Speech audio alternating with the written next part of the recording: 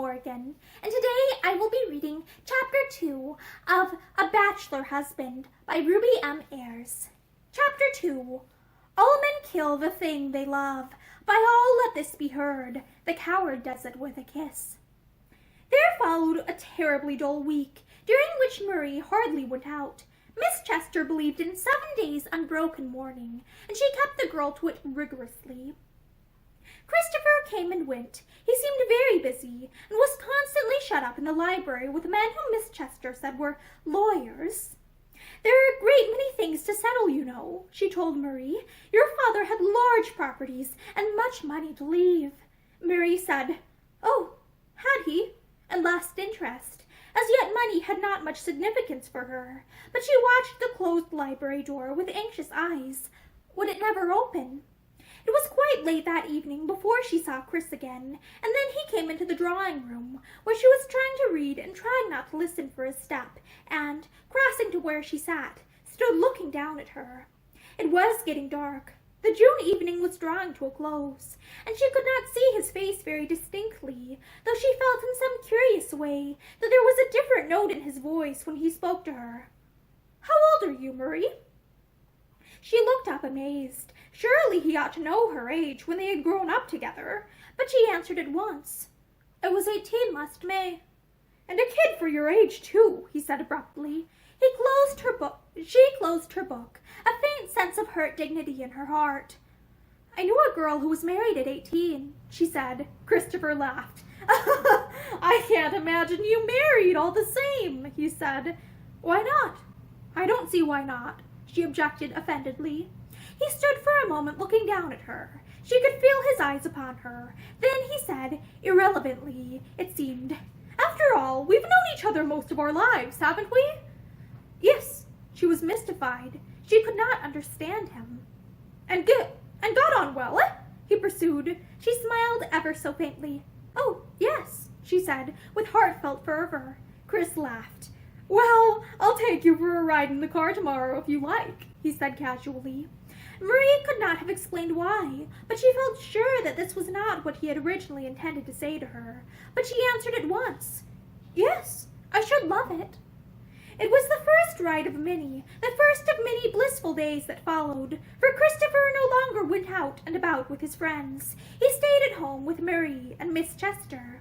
Sometimes he seemed a little restless and impatient, Marie thought. Often she caught him yawning and looking at the clock, as if he were anxiously waiting for something, or for time to pass. But she was too happy to be critical. He was with her often, and that was all that mattered. And then, quite suddenly, the miracle happened.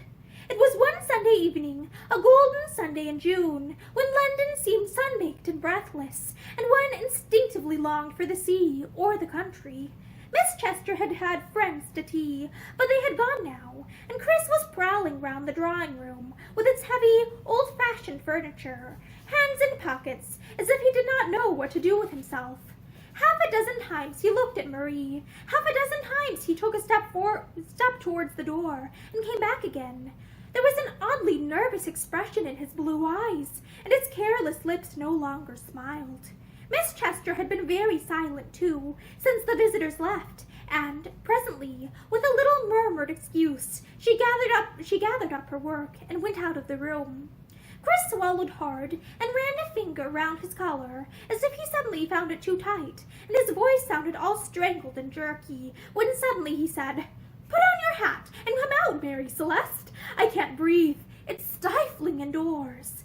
He had always called Marie Celeste since their childhood. It had been his boy's way of pretending to scorn her French name, but Marie liked it, as she liked everything he chose to do or say. She rose now with alacrity. She was ready in a few minutes, and they went out together and into the deserted streets. It was very hot still, and Chris suggested they should go down to the embankment. "There will be a breeze," he said. It was a very silent walk, though Marie did not notice it. She was perfectly happy. She was sure that every woman they passed must be envying her for walking with such a companion. Now and then she looked up at him with adoring eyes.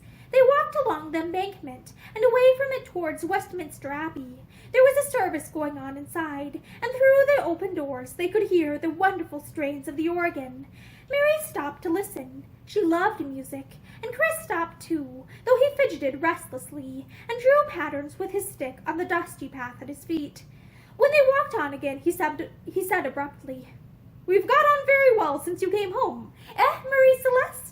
Her dark eyes were raised to his face. "Oh, Chris, of course." He frowned a little. "I mean, do you think we should always get on as well?" he asked, with an effort. She was miles away from understanding his meaning, but something in his voice set her heart beating fast. When she tried to answer, her voice died away helplessly. Christopher looked down at her. Then he said with a rush, "The fact is, will you marry me?" Mary stopped dead. All power of movement had deserted her. A wave of crimson surged over her face, rushing away again, and leaving her as white as the little rose which she wore in her black frock. Chris slipped a hand through her arm. He was afraid that she was going to faint. He was feeling pretty bad himself. "Well, is it so dreadful to think about?" he asked with a mirthless laugh. "Dreadful?" She found her voice with a gasp. The sudden rapture that flooded her heart was almost unbearable. But for his arm in hers, she was sure she would have fallen. There was a seat close by, and Chris made her sit down. He sat beside her and stared at his feet while she recovered a little. Then he looked up with a strained smile. "Well, do you think you could put up with me for the rest of your life?" he asked. Marie's face was radiant. Nobody could ever have said then that she was not pretty. Her eyes were like stars. She seemed to have blossomed all at once into perfect womanhood. She wanted to say so many things to him, but no words would come. She just gave him her hand, and his fingers closed hard about it. For a little they sat without speaking, while through the open doors of the cathedral came the wonderful strains of the organ. Then suddenly it ceased, and Chris took his hand away as if the spell that had been laid upon them was broken. He rose to his feet, looking a little abashed. "Well then, we can tell Aunt Madge that we're engaged," he said. Yes, but even then she could not believe it. She dreaded lest with every moment she would wake and find it all a dream. But it was still a reality when they got back home, and Aunt Madge pretended to be surprised, and cried and kissed them both, and said she had never been so glad about anything. She wanted them to have a glass of wine to celebrate the occasion, though, as a rule, she was a staunch teetotaler.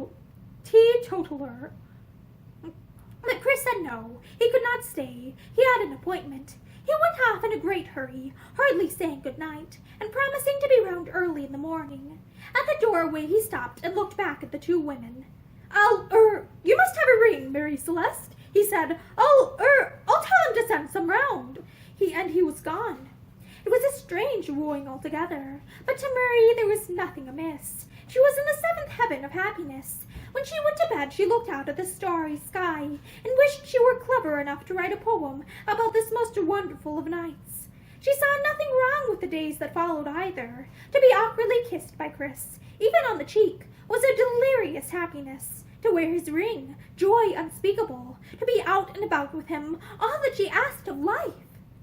The wedding was to be soon. There was nothing to wait for, so Chris and Aunt Madge agreed. They also agreed that it must of necessity be quiet, owing to their mourning. Marie Celeste agreed to everything. She was still living in the clouds. She could hardly come down to earth sufficiently to choose frocks and look at petticoats and silk stockings. As tonight, a friend of Christopher's was to be best man, and Marie's special school chum, Dorothy Webber, was to be maid of honor. "I hope you won't mind such a quiet wedding, my dear child," Miss Chester said anxiously to Marie. "But if one starts to invite people, Chris has so many friends, it will be difficult to know where to stop. So I thought if Mr. Knight and Dorothy came, and just your father's lawyer and myself." "I don't mind. Arrange it as you like," Marie said. She would not have minded going off with Chris alone to church in her oldest frock if it had come to that. There was not a cloud in her sky. The wedding was fixed for a Friday. "Oh, not Friday," Miss Chester demurred. "It's such an unlucky day. Surely Thursday will do just as well." "I'm not superstitious," Chris answered. "Are you, Marie Celeste? I think Friday is a good day. We can get away then for the weekend. Marie laughed. She thought Friday was the best day in all the week, she said. Of course, she was not superstitious. But his Friday proved unkind, for, though it was the end of July, it rained hard when Marie woke in the morning, and there was a chill wind blowing. She sat up in bed and stared at the window, down which the raindrops were pouring, with incredulous eyes. How could the weather possibly be so bad on such a day? It was the first faint shadow across her happiness. The second came in the shape of a wire from Dorothy Webber to say she could not possibly come after all. Her mother was ill, and she was wanted at home. Marie was bitterly disappointed, but she was young and in love. The world lay at her feet, and long before she was dressed to go to church, her spirits had risen again, and she was ready to laugh at Aunt Madge, who showed signs of tears. If you cry, I shall take it as a bad omen, she told the old lady, kissing her. What is there to cry for, when I am going to be so happy? Miss Chester put her arms round the girl and looked into her face with misty eyes. Darling, are you sure, quite sure, that you love Chris? Do I love him? The brown eyes opened wide with amazement. Why, I have always loved him, she said simply, but she held Miss Chester's hand very tightly as they drove to church in the closed car, and for the first time her child's face was a little grave. Perhaps it was the dismal day that oppressed her, or perhaps at last she was beginning to realize that she was taking a serious step by her marriage with Chris. It's for all your life, remember, a little warning voice seemed to whisper, and she raised her head proudly as her heart made answer. I know, and there could be no greater happiness. It was raining still when they reached the church, and the chauffeur held an umbrella over Marie as she stepped from the car into the porch. She wore a little traveling frock of palest gray, and little gray shoes and stockings, and a wide-brimmed hat with a sweeping feather.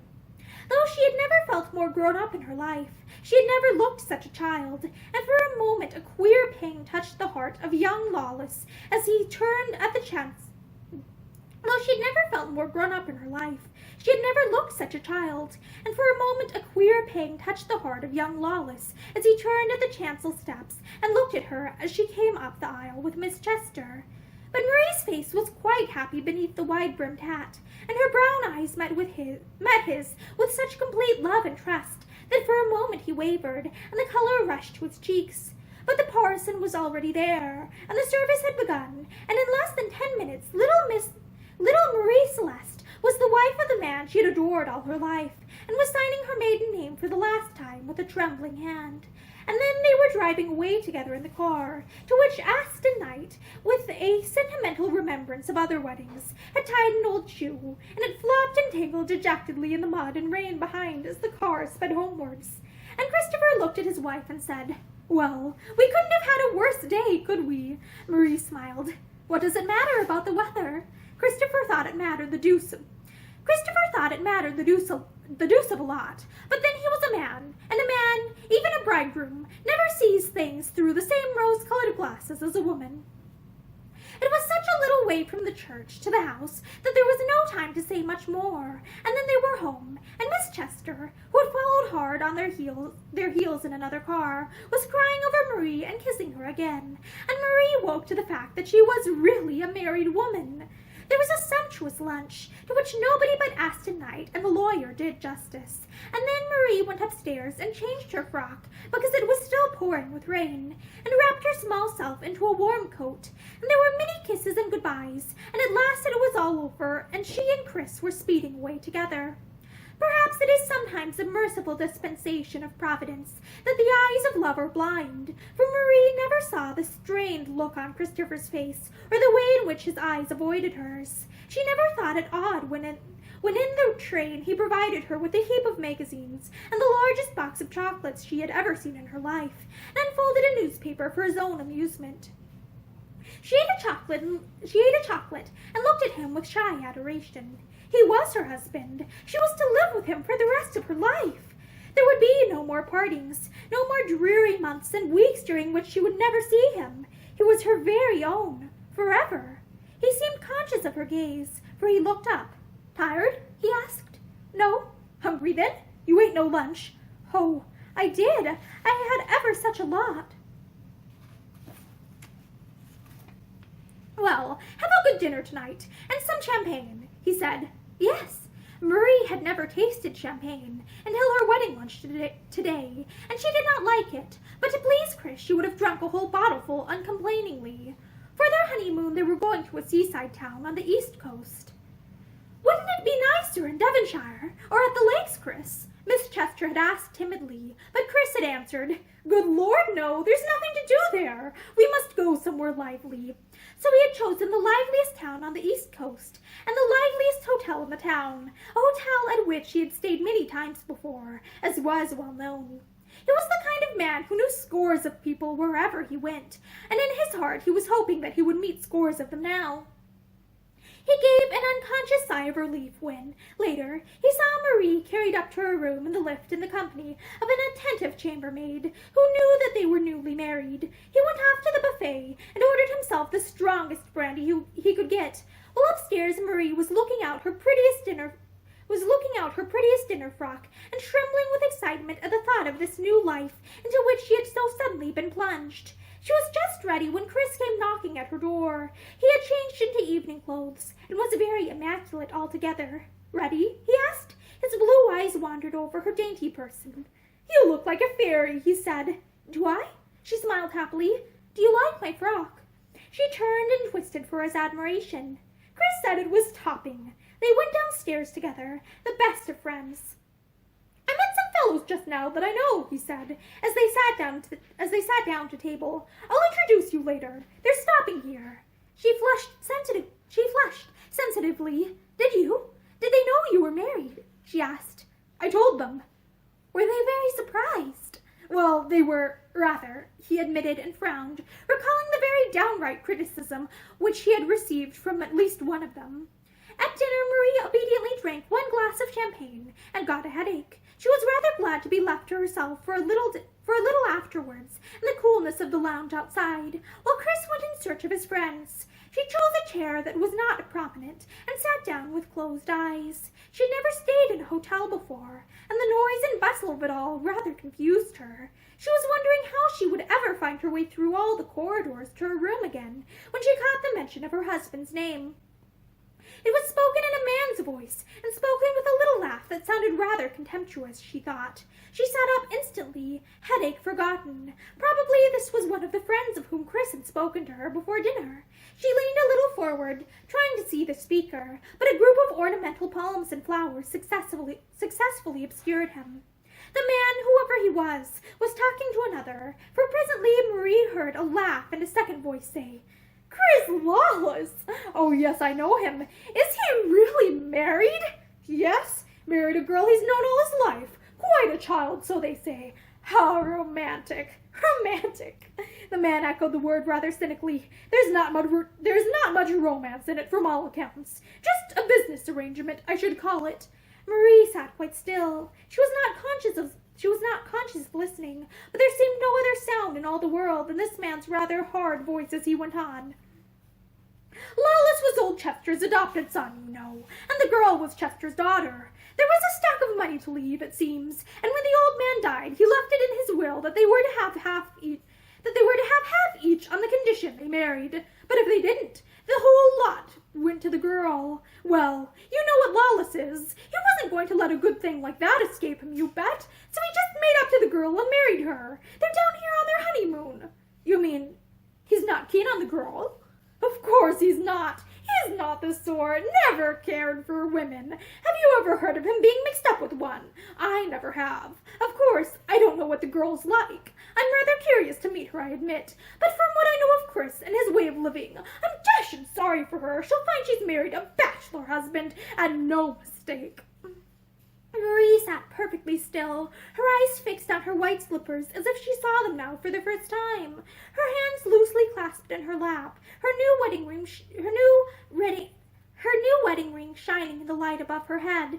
It was strange that she never for one moment questioned the truth of what that voice had said. In her heart she knew that she had always thought her happiness too great to last. She drew a long, hard breath, as if it hurt her. The end had come sooner than she had expected, that was all. Don't think I'm running him down, you know, the voice went on emphatically. I think he's the best old chap in the world, but some men are made like that, you know, born bachelors. Marie smiled faintly. Poor old Chris. What an awful position for him. She shut her eyes tightly with a quick feeling of giddiness. What could she do now? What could she say to him? Ought she to tell him? She tried to think, but somehow her brain felt woolly and would not work. There was a queer little pain in her hand, and looking down blankly, she saw that her nails had cut deeply into her flesh. Their clasp of one another had been so cruel. The money was left between them on condition they married. Otherwise she got it all. The words beat against her brain as if daring her to forget them. Poor Chris. He had always been fond of money. He had never had enough to spend. She could remember when he first went to Oxford, how often he wrote home for extra money. It had never been refused either. She knew that her father had always preferred him to herself, strange as it might seem, and had encouraged him in his extravagances. Incidents out of the past flitted before her like panoramic pictures. Chris as a long-legged schoolboy as she had first seen him, Chris in cricketing flannels, making her do all the bowling and fielding while he had the bat, Chris in his first silk hat, daring her to laugh at him, and, last of all, Chris as he had looked at her that day outside Westminster Abbey when he had asked her to marry him. She could remember that he had said, "Well, is the idea too dreadful?" And she supposed now he had said that because the idea had been dreadful to him. A bachelor husband. It seemed so completely to sum up the situation, and before her eyes rose a dreadful picture of the future in which Chris would be nothing more to her than he had been during the past 5 years. He would never want to be with her. He would still go his own way. He would make his own friends and his own amusements, and she, what could she do with the rest of her life? He's on his honeymoon here, you know. The voice went on with just a shade of amusement in it. Fancy, a honeymoon in this hotel. He didn't mean to be dull, did he? I suppose he knew he was morally certain to meet half his pals down here. Marie's hands were tearing a little lace handkerchief she carried. It had been her wedding handkerchief. Aunt Madge had given it to her just before they started for church, and had told her that her mother had carried it at her wedding. But I hope you will be much, much happier than your mother, darling child, so Aunt Madge had said as she kissed her. Poor Aunt Madge, and poor Mother! Marie knew that her mother's marriage had been anything but happy, and she was glad when she saw that, unconsciously, she had torn the little lace handkerchief to rags. At least now it could not be handed on to any other poor little bride as an omen of ill luck. What about the game of billiards? The voice asked with a yawn, and there was a movement on the other side of the bank of ferns which hid the speaker from Marie. She could not see him as he moved away, and she sat on, numbed and cold, until presently Chris came looking for her and found her out. Here you are, then. I thought you were in the drawing room. I want to introduce you to Dacres, Marie Celeste. He seemed conscious all at once of her pallor. Don't you feel well? He asked. She rose to her feet, forcing a smile. My head aches a little. I think it was the champagne. Chris laughed. Silly kid. It will do you good. He slipped a careless hand through her arm and led her across the lounge to where a group of men stood chatting and laughing together. He touched one of them on the shoulder. Dacres, I want to introduce you to my wife. He rushed the last 2 words nervously. Marie, this is Dacres, otherwise Feathers. I hope you'll be friends. Marie gave him her hand. Was this the man who had brought her castle tumbling down? She wondered, and her brown eyes were full of unconscious pathos as she raised them to his face. What an ugly man, she thought, with a sudden feeling of aversion, with blunt, roughly cut features, and his skin burnt almost black by constant exposure to wind and weather. But his face when he smiled was kindly, and involuntarily she returned the pressure of his fingers. And then he spoke, and she recognized his voice instantly as the voice of the man who, with careless indifference, had blasted her happiness. Delighted to meet you, he said. I know your old rascal of a husband well, Mrs. Lawless. Many a good time we've had together in the past. And shall have in the future. Chris struck in casually. Don't put it so definitely in the past. He turned to a boyish-looking youth who had been standing looking on rather sheepishly. Marie, this is Atkins. The boy blushed and grinned. He gripped Marie's hand with bear-like fervency. Awfully pleased to meet you, he said. Shall we go and look on? Chris and Feathers are going to play pills. Marie raised dazed eyes to him. Feathers? Who's Feathers? She asked helplessly. I'm Feathers, Dacres explained casually, so called on account of my hair, which invariably stands up on end, you may have noticed. He passed a big hand over his shaggy head, and Marie smiled. Anyway, I don't know what the game of pills is, she said. The boy Atkins began to explain. It's billiards. They're rotten players, both of them, and we shall get some fun out of watching them. I'll find you a good seat. Chris looked at his wife dubiously. If you're tired, if you'd rather I didn't play, he began diffidently, but the girl shook her head. Oh, no, please. I should love to watch.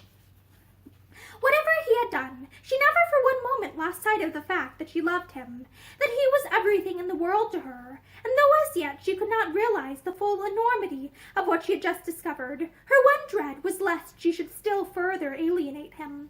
She knew that Chris was so easily bored and annoyed. She knew that he hated headachy people. He liked a woman to be a pal to him. That was, when he considered the sex at all. It was odd that during the last half hour the relationship which she had imagined had existed between them since the moment when he had asked her to marry him had been utterly wiped out of her mind. He was once again just the Chris whom she had always blindly adored, without hope of reciprocity. The Chris who occasionally condescended to be kind to her, as a man might occasionally be kind to a lost dog which has attached itself to him. She went with young Atkins to the billiard room and sat beside him on a high leather couch and tried to listen while he explained the game, but it all sounded like double Dutch. The smoke of the many cigars and cigarettes of the men around her made her eyes smart, and the subdued light made her feel giddy. She did her best to be interested, but it was difficult. Chris had taken off his coat to be more free to play, and he looked a fine figure of a man in his shirt sleeves, she thought, as he stood chalking his cue and laughing with Feathers. He never once glanced at his wife. She supposed he thought that she was quite happy and entertained by young Atkins. And this was the first night of her honeymoon? She realized it in a pitying sort of way, as if she were considering the case of some girl other than herself. It seemed dreadfully sad, she thought, and then smiled, realizing that she was the little wife whom she was pitying, and that the tall man over the other side of the room, so engrossed in his game, was her husband.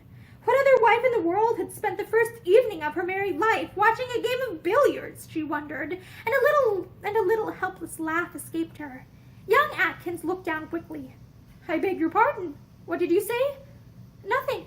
I only laughed.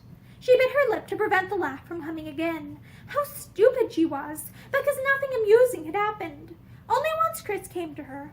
Would you like some coffee? He asked. No, thank you. Do your head good, he said, but without looking at her. His eyes were watching the table the whole time, and without waiting for her to speak again, he went off back to the game. Chris really plays a thumping good game, Atkins confided to her. I always tell him he's a rotten player, but he isn't a rotten player at anything, really. Fine sportsman, you know. Marie nodded. She knew everything there was to know about Chris. At home she had a scrapbook, her most treasured possession, carefully pasted up with every little newspaper cutting that had ever been printed about him, from the first long jump he had won at a local school to an account of a wedding a few months back in which he had been the best man. She had whispered to Aunt Madge as they kissed goodbye to be sure to cut the announcement of their wedding from the newspapers so that she could add it to her collection, and Aunt Madge had promised. Somehow it made her feel sick now to think of it. Such a farcical wedding. No real wedding at all. No wonder they had wanted it quiet. Though she hardly looked at the table before her, she seemed to see nothing but those smooth ivory balls, and the only sound in the world was their monotonous click, click. Chris was winning, young Atkins whispered to her. Poor old Feathers was not in the running at all. He bent a little closer to her. Have you seen Chris play tennis? He asked. Gad, he can serve. As good as any Wimbledon pro. I'll bet my boots. I say, what's the matter? Here, Chris. He called sharply across the room to Chris, but it was too late, for Marie had slipped fainting from the high leather couch. And that is the end of Chapter 2 of A Bachelor Husband by Ruby M. Ayres. Thank you for listening to this chapter with me, and I hope that you come back soon to listen to the next chapter. Have a great day.